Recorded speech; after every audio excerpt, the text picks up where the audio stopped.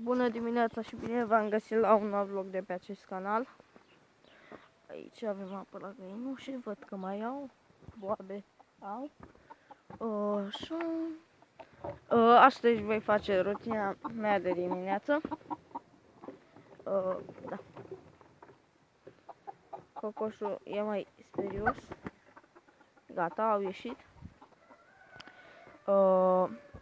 Nu știu ce are camera de se vede așa. Mă duc și la rațe. Aoleu, rațelor.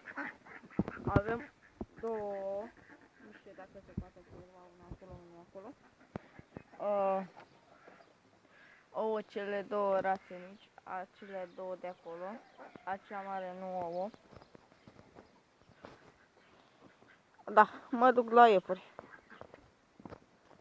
Aici îl avem pe unul dintre câinii mei care stă aici, e gras.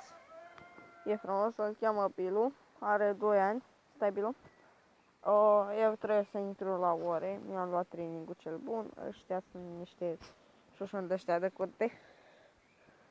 Pe el lăsa pe aici, fiindcă vulpea de obicei vine peste gardul vecinului sau pe acolo, prin grădină. Aici o avem pe aceasta, într-o lună o dau la montă. I-am pus iarbă pălită acolo, i-am pus apă, nu știu dacă se poate observa, a băgat niște pai în recipient și nu am fost atent. Aici l-avem pe ăsta, nu știu ce are camera de se vede așa. E ora 6 și ceva dimineața. Uitați, nu mai are apă decât puțină. Revin. Gata. I-am pus mâncare, apă. Nu prea am timp, fiindcă mai am puțină treabă după aceea. Iepurii au cuțiță mare. Revin cu iepuraia acea gestantă.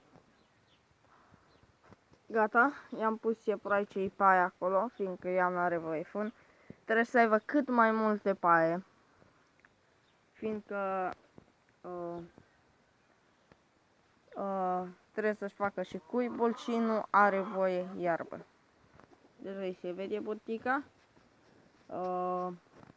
În vreo 10-11 zile va făta. Nu sunt sigur. Aceasta e proică și-a făcut cuibul cu aproape 2 săptămâni înainte de a făta. E o mamă foarte bună. Puii ei au fost 2 și au murit de frig. Îmi scăpase un pui. Văd că puii au mâncare, apă, nisip, iarbă. Păi, bun, mai trebuie să vă pun.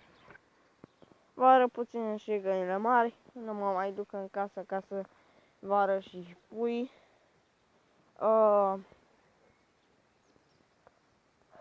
S-ar putea să fac un videoclip cu oile unui vecin. Să-mi scrieți în comentarii dacă vreți. Dacă îmi veți scrie în comentarii 2-3 persoane, o să fac videoclip cu oile vecinului meu. Dacă nu, soarta. Mai are